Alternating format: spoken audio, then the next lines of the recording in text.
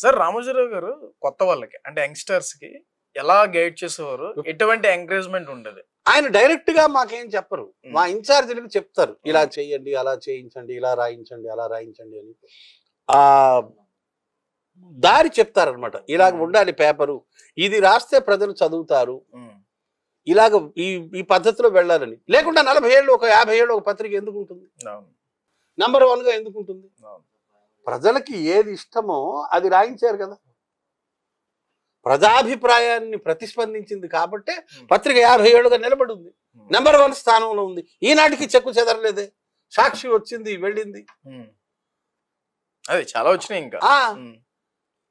అదే ప్రజలకి ఏది అవసరమో అది అందిస్తుంది ఈనాడు. హ్మ్. ఈనాడు గొప్పతనమే అది. Unbiased. ఈనాడు అన్బయాస్డ్. బయాస్ ఎందుకు ఉంటుంది? లాంగ్వేజ్, ఈనాడు లాంగ్వేజ్, ఈనాడుకు ముందు లాంగ్వేజ్ కొంచెం టఫ్ గా ఉండేది. ఈనాడు వచ్చిన తర్వాత సరళతరం అయింది. హ్మ్. బడు రాయొద్దు అనేవాళ్ళు, బడు రాయువాడు బడుద్దాయి అనేవాళ్ళు హ్మ్. బోధరాజు రాధాకృష్ణ గారు. అట్లా భాషని సరళతరం చేసిన పత్రిక ఈనాడు. హ్మ్. అంతకుముందు అంత సరళంగా ఎక్కడ ఉండేది? హ్మ్. హెడ్డింగ్లు కూడా ఎంత బాగుండేవి. అవును. ఈనాడులో తెలుగుదేశం గెలిచినప్పుడు తెలుగుదేశం సూపర్ హిట్ అని హెడ్డింగ్ పెట్టారు. ఎంత గొప్ప హెడ్డింగ్. హ్మ్.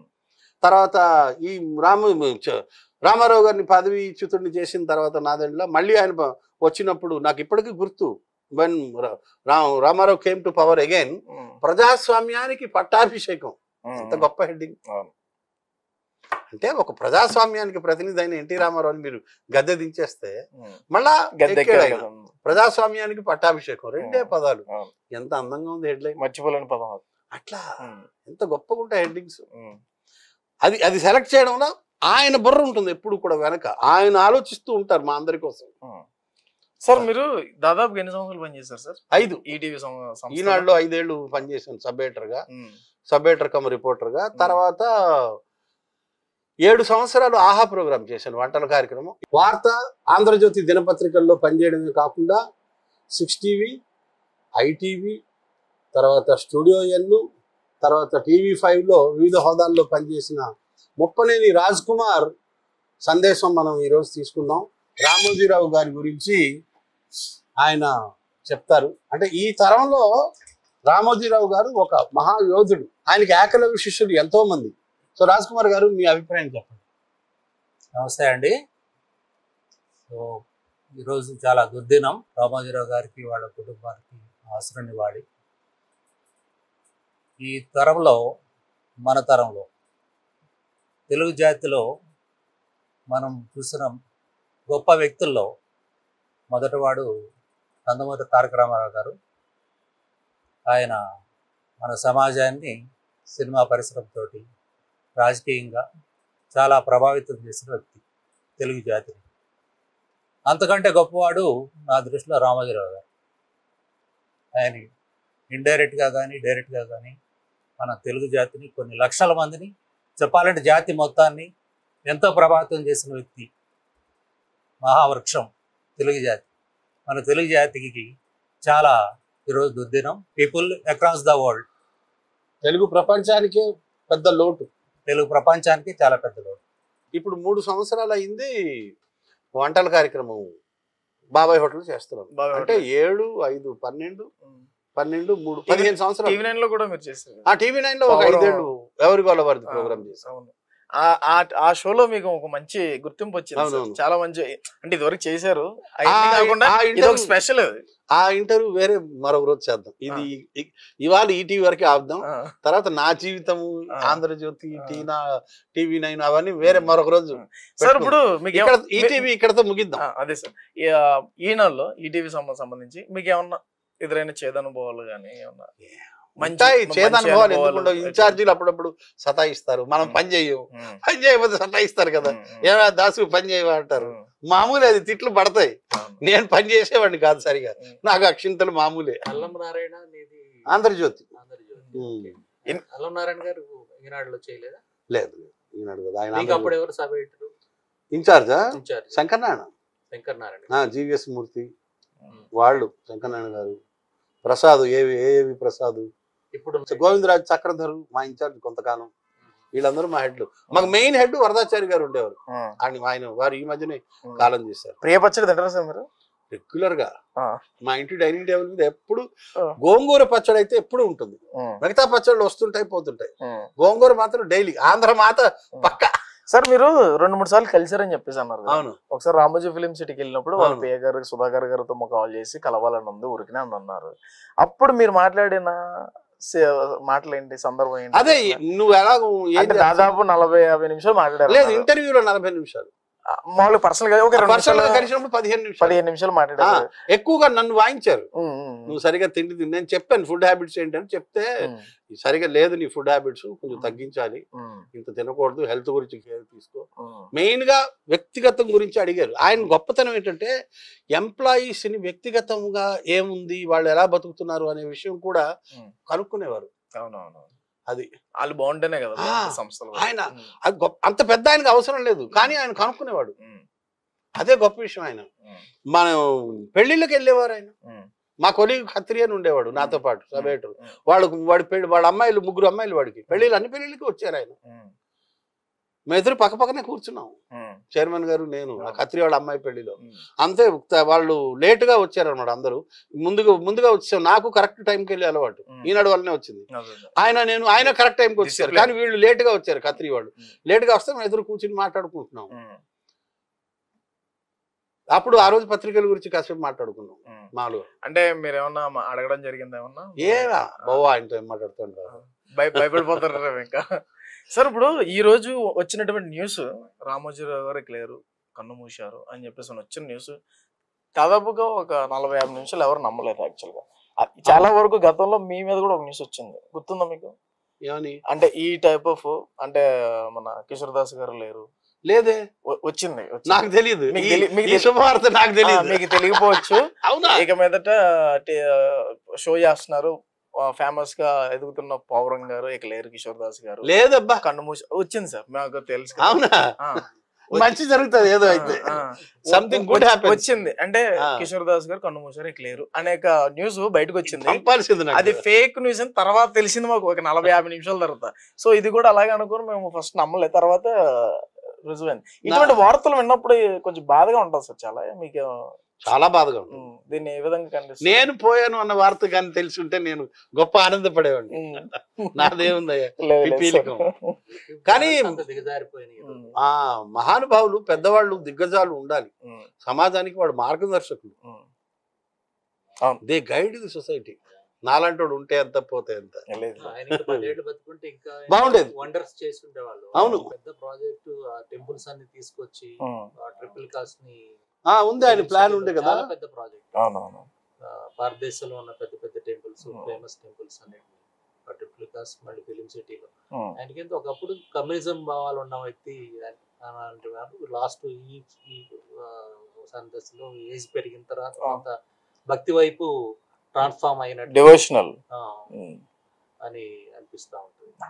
ఎవరైనా చివరి దశలో దేవుణ్ణి నమ్ముతారు, ఆధ్యాత్మికంగా వెళ్తుంటారు. అది తప్పదు, అది కరెక్ట్ కూడా. అవును, ఆ టైంలో పీస్ ఉంటుంది. కాదబ్బా, చాలా సింపుల్ అబ్బా. ఈ టేబుల్ ఉంది, నువ్వు తయారు చేయాలి కదా. అవును సార్, మరొకటి తయారు చేయాలి కదా.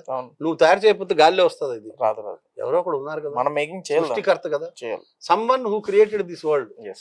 ఎవరు లేరు అనే నాస్తికవాదాన్ని మనం ఎలా సమర్థిస్తాం? ఇంకో గొప్ప విషయము, ఆయన చనిపోక ముందే క్రిమేషన్ సైట్ సమాధి ఆయన కట్టించుకున్నారు. చాలా గొప్పగా ఉంది. చూడలేదు నేను. అది ఎలా అంటే, ఇక్కడ నేను చనిపోయిన తర్వాత ఇక్కడే నన్ను తీసుకెళ్ళాలి, ఇదే నా సమాధి అని చెప్పేసి ఆయన చేసుకోవడం కూడా. ఆహా ప్రోగ్రామ్ డైరెక్టర్ గారు వచ్చారు, పరిచయం చేస్తాం. రా, కమ్ రండి, ఇక్కడ కూర్చోండి. నువ్వు మూల పురుషుడు నువ్వు కూర్చో. ఈటీవీ 2లో ఆహా కార్యక్రమం, వంటల కార్యక్రమం సృష్టికర్త, తొలి దర్శకుడు వడ్డేపల్లి శ్రవణు సార్. యాక్చువల్ గా ఆహా ప్రోగ్రామ్ అనేది మీరే క్రియేట్ చేశారు, దానికి మొత్తం అంతా మొదటి డైరెక్టర్, దానికి క్రియేటివ్ కాన్సెప్ట్ ఎవ్రీథింగ్ మీరే అని చెప్పేసి అన్నారు. ఆహా అనేది టైటిల్ ఇప్పుడు ప్లాట్ఫామ్ గా మారిపోయింది, మీకు తెలుసు కదా, ఓటీటీ ప్లాట్ఫామ్. సో ఈయనతోనే ఎలా చేయించాలనిపించింది కిషోర్ దాస్ గారితో. అసలు మీకు వచ్చిన ఆలోచన ఆహా అంటే దాని అర్థం మీకు ఏం తెలుసు? అంటే అప్పుడు యాక్చువల్గా ఒక ట్రావెలాగ్ బేస్డ్ కిచెన్ షో చేద్దాం అనేసి రీసెర్చ్ చేస్తూ ఆలోచిస్తూ ఉంటే రెగ్యులర్ యాంకర్స్ రెగ్యులర్ వంట ప్రోగ్రామ్ లాగా కాకుండా తింటూ తిరగడం తిరుగుతూ తినడం అనే కాన్సెప్ట్తో స్టార్ట్ చేశాము.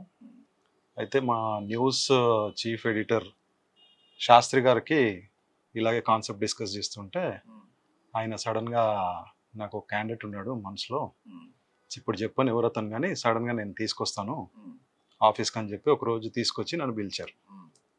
పిలిచి చూసేటప్పటికి కిషోర్ దాస్ గారు ఉన్నారు. ఇంకా కరెక్ట్గా అసలు కరెక్ట్ ఇంకా దాంట్లో అసలు ఇంకా ఏ ఆలోచన ఏ ఇది లేదు, ఇంకా కరెక్ట్ ఇతనే అని చెప్పేసి ఇంక ఇమ్మీడియట్గా నాకు ఆ విజువలైజేషన్ వచ్చేసింది. విదిన్ హాఫ్ అన్ అవర్ ఇమీడియట్గా ఒక పైలట్ ఎపిసోడ్ కూడా షూట్ చేసాం సితారా హోటల్ కిచెన్లో రామోజీ ఫిల్మ్ సిటీలో. ఇమీడియట్ షూట్ చేసి ఇమీడియట్ ఇన్ అనదర్ 30 minutes దాన్ని ఎడిట్ చేసి అవుట్పుట్ చూపిస్తే everyone liked it. Kishore Das గారు ఇంప్రాంప్టుగా శ్రీధర్ రావు గారు మేనేజర్. కిషోర్ దాస్ గారు ఎప్పుడు అంటే మా ఎపిసోడ్స్కి ఎప్పుడు స్క్రిప్ట్ ఉండేది కాదు, నెవర్ ఏ రిటర్న్ స్క్రిప్ట్. అంతా మేము ఇద్దరం డిస్కస్ చేసుకొని స్పాంటేనియస్ గా I used to give him only 10% brief, another 90% he used to impromptly అంటే అక్కడే immediate గా we used to talk about it and immediately he used to deliver. So that's how the program went. ఎలా impress అయ్యారు ఆ programme కి chairman? Yeah so first ఆయనకు మేము చూపించిన ఎపిసోడ్ ఏంటంటే మండపేటలో మడత కాజా ఎపిసోడ్ ఒకటి and Atreyapuram pootharekulu episode.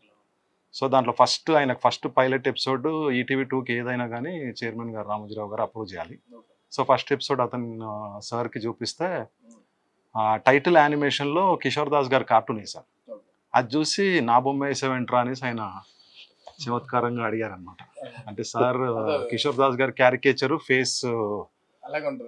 Facial features కొంచెం మ్యాచింగ్ ఉండేటప్పటికి నా బొమ్మ వేసేవేంట్రా అన్నవి చూసి ఓ ఇదంతా తిరిగావా ఆయన డీటెయిల్గా అడిగారు. లైక్ ఒక రోజులో ఎన్ని ఎపిసోడ్ షూట్ చేస్తున్నావు, ఒక డిస్టెన్స్ నుంచి ఒక డిస్టెన్స్ తిరగడానికి ఎంత కవర్ అవుతుంది, చేయగలుగుతున్నావు ఈజీగా అంటే నేను చెప్పాను ఒక రోజులో we are completing 1 episode full episode of 3 or 2 locations and 3 or 2 food items we are cooking అని చెప్తే వెరీ గుడ్ నచ్చింది ఆయనకు. ఇంకా అక్కడి నుంచి ఎవరు ఎన్ని అభ్యంతరాలు చెప్పినా కూడా ఆయన he stood very strong that Kishore Das would be the only anchor for this program. అక్కడి నుంచి ఇంకా అది దిగ్విజయంగా we almost did 400 to 500 episodes. 7 years. Yeah, 7 years. 7 years continuous గా సక్సెస్ఫుల్ గా we had toured completely AP, Telangana and some parts of Orissa. Kishore Das గారికి ఆ టైంలో 760 రూపాయలు కటింగ్ లో ఫోన్ చేద్దాం. మీకు ఎంత ఇచ్చారు సార్? నాది 85. అదే కదా సార్? ఆహా కన్నా ఎప్పుడో అది. ఆహా ఏ ఇయర్? 2007.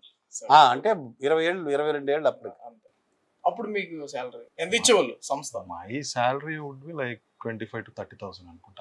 అంటే నా 85 నేను జాయిన్ అయింది 2007. ఇంకేమన్నా క్రియేటివ్ కాన్సెప్ట్లు చెప్పడం కానీ అటువంటి ఎంకరేజ్మెంట్లు ఏమైనా ఉండేవా సార్ అటు నుంచి? ఎప్పుడైనా చైర్మన్ సార్ దగ్గర నుంచి infotainment channel ETV 2 was directly overseen by Ramoji Rao garu. That was his brain child actually. అంటే ఆయన ఏదైతే మానస దీనిలాగా విజువలైజ్ చేసి దీంట్లో ఈ రకాలుగా అంటే everything like health, education, women's magazine, news analysis కానీ ప్రతిధ్వని ఇవన్నీ అంటే ఆయన బ్రెయిన్ చైల్డ్ ప్రోగ్రామ్స్. ఆయన చెప్పిన మార్గదర్శనంలో ఆయన ఇచ్చిన ఇన్స్ట్రక్షన్స్ ఆయన ఇచ్చిన కాన్సెప్చులేషన్స్ని we use to extend it. దాన్ని ఇంకొంచెం వర్క్ చేసి డే టు డే ఎపిసోడ్స్ ఎలా ఉండాలని చెప్పి ఆయన ప్రజెంటేషన్ ఇచ్చి ఆయన అప్రూవల్ ఇచ్చాక then we use to go head with the shooting. Direction department, creative field లో డైరెక్షన్ డిపార్ట్మెంట్ లో ఉన్నారు. కాన్సెప్ట్ వైజ్ కూడా మీకు బాగా తెలిసి ఉంటుంది. అది ఈటీవీ మూవీస్ కి ఒక లోగో వస్తూ ఉంటుంది, మన టీవీ ఈటీవీ అని చెప్పేసి ఒక బ్యాక్గ్రౌండ్ వాయిస్ ఓవర్ కూడా వస్తుంది. ఇంకోటి న్యూస్ ఛానల్ కు పాయింట్స్ వస్తుంటాయి, అక్కడ స్టార్ పాయింట్స్ సౌండ్స్ వస్తాయి. ఆ లోగో క్రియేషన్ ఎవరిది సార్? అది అంటే సెంట్రల్ టీమ్ చేశారు. గంటారావం అని చెప్పేసి అవర్లీ న్యూస్ ని అంటే ఎవ్రీ టైటిల్ అచ్చ తెలుగులో ఉండడం అనేది ఈనాడు ప్రత్యేకత. అది టీవీ అయినా ఈనాడు పత్రిక అయినా ఎవ్రీ వర్డ్ ఇప్పుడు మీరు ఈనాడు పత్రిక చదివినా ఎవ్రీ వర్డ్ అన్ని తెలుగులోనే ఉంటాయి. అది USP and uniqueness of Eenadu group. అంటే తెలుగు ఈనాడులో ఇప్పుడు బిందు సేద్యం ఇటువంటి వర్డ్స్ అన్నవి ఓన్లీ ఈనాడులోనే ఉంటాయి, ఇంకెక్కడ అసలు దట్స్ లైక్ డిక్షనరీ. తెలుగు అంటే ఇంకా ఈనాడు చదివి ఎంతో మంది పొలిటీషియన్స్ కానివ్వండి, ఎవరైనా ఈ రోజు టాపిక్ కరెంట్ అఫైర్స్ ఏం మాట్లాడాలి, కాంపిటేటివ్ ఎగ్జామ్స్కి ప్రిపేర్ అయ్యే వాళ్ళు కానీ ఎవరైనా if they are reading completely Eenadu, they will be updated with complete current affairs and what is happening around in our country and around the world. Style sheet ఉంటుంది, like this should be dictionary ఉంది. అంటే Ramoji research group అనేసి ఒక archives ఇవన్నీ, అంటే అంత database I don't think in the country no media house has such kind of data. Eenadu library మామూలు library, అంత లైబ్రరీ, అంత data saving each and every clip. If you just ఈ రోజు గూగుల్ లైక్ ఇప్పుడు ఇలా స్టార్ట్ అయింది సర్చింగ్ అని. At that time, we used to have a networking system where if I want to know about Kishore Das Garu, if I just type his name, his 100 videos would come appear, and immediately we can use those clips for the news this thing. So ఆ రకమైనటువంటి archives అనేవి అసలు కంట్రీలో ఎవరి దగ్గర అంత పెద్ద research, అంత లైబ్రరీ అన్నది ఎక్కడ లేదు ఇప్పటికి. అది చైర్మన్ గారి బ్రెయిన్ చైల్డ్. టీమ్ ఎఫర్ట్ కాదంటారు. ఆయనే అసలు ఐడియా అయింది. అంత పెద్ద లైబ్రరీ క్రియేట్ చేయాలన్నది ఒక్క #1 media house Eenadu. Every newspaper since the inception of Eenadu, since 1974-1975 till date, every copy would be available in Ramoji Film City library. Every copy, every day. ఇప్పుడు digitalize చేస్తున్నారు. ఇప్పుడు డిజిటలైజ్ చేస్తున్నారు. Even the manual copies all also available. Future గా ఎటువంటి కార్యక్రమాలు అంటే మీరు ఏమన్నా మళ్ళీ అదే సంస్థలో పనిచేయడం కానీ? లేదు, ఇప్పుడు ఆయన వేరే ఫీల్డ్ లో media freelance consultant. Thank you.